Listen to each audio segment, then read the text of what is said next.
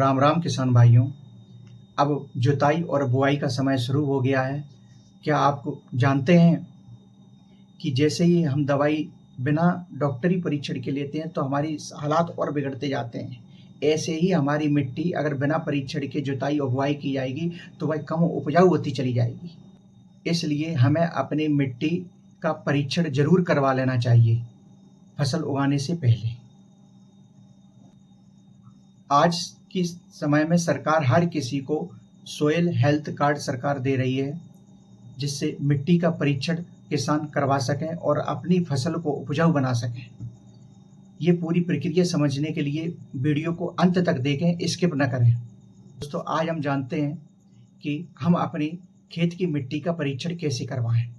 खेत की मिट्टी का परीक्षण करवाने के लिए सबसे पहले हमें एक प्लास्टिक की बाल्टी लेना है और बाल्टी को लेकर के खेत के एड़े तिरछे भाग से कहीं से भी ऐसे 8 या 10 ठिकानों से मिट्टी लेना है। और मिट्टी को किसी पेड़ के नीचे से नहीं लेना है, कुएं के पास की मिट्टी नहीं लेना है, और जहाँ खाद ज़्यादा डली हो वहाँ से मिट्टी नहीं लेना है।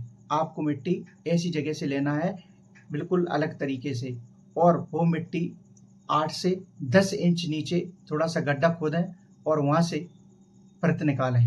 परत निकालने के बाद 8-10 जगह के जो गड्ढे किए हैं वहाँ से मिट्टी लेकर के बाल्टी में भरते जाएं।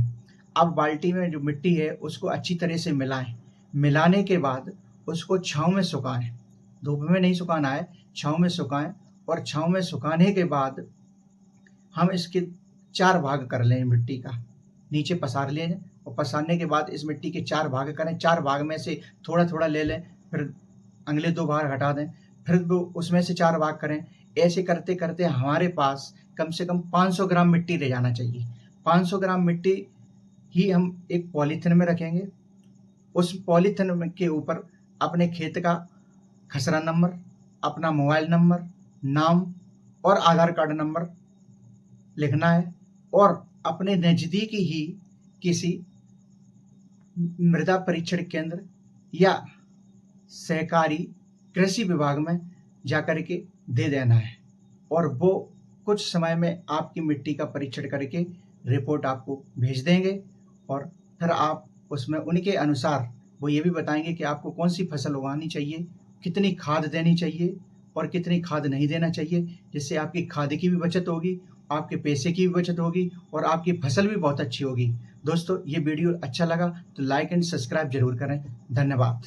जय जवान जय किसान।